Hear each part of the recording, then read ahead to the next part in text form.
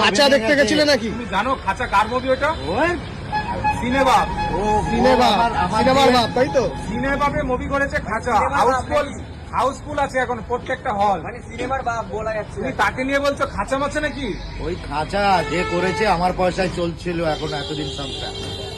তোমার পয়সা সংসার চলছিল? চালাতো, 3টে করে ভিডিও ছাড়তো আর 1,20,000 করে মাসে কামাতো। বুঝলে? DJ অরুণের ভিডিও করে সংসার মানে তোমার চালাচ্ছিল, ভিডিও সিনেমা। রোস্ট করে। রোস্ট করে। করে 1,20,000 সিনেবাব তোমার ভিডিও রোস্ট করে মাসে 1,20,000 টাকা কামাচ্ছিল। ইয়েস, শুধু সিনেমাপ না, বনগাই ফনগাই আছে। বঙ্গাই ফঙ্গাই সবই কামায়। আচ্ছা বঙ্গাই কত কামিয়েছিল? বঙ্গাই তো অনেক। গাড়ির তেল আমি দিই।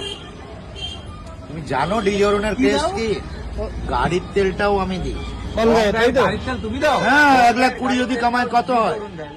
3টে ভিডিও ছাড়লে 3-4টে মিলিয়ন মারলে 40,000 করে হিসাব করো ক টাকা কামায়। তাই তো? হিসাব করো, হিসাব করো। হিসাব তো সামনে। ইউটিউবে, ইউটিউবে। ফেসবুকে না। ফেসবুকে না। এই শুধু ইউটিউব ওরা ভেবেছে ফেসবুকে।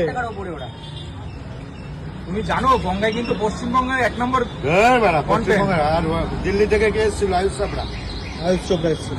45 মিনিট এখানে কনস্ট্যান্ট দাঁড়িয়েছিল। বসিয়ে রেখেছিল। বসে থাকবে, ডিজে অরুণ আসছে। কারণটা কি? কারণ আমার সঙ্গে সেলফি তোলা। না বসিয়ে রেখেছিল কেন? ছিলাম আমি ছিল? কোনো জায়গায় ভিজিটে। আমাদের ডাকছে। তাহলে এটাই হলো ডিজে অরুণ আর এটাই হলো গোপাল মাহাপুরবাসী। উলট পালট প্রশ্ন। বেশ ভালো। এটা তোমরা ভিডিওতে দেখো।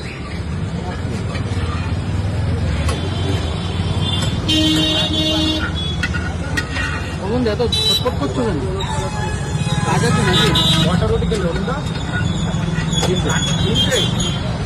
অরুণদা মনে হয় এখন সিনেমা করতে বেরিয়ে যাবে, পরোটা খেয়ে নিল, বাগুটি খেয়ে নিল।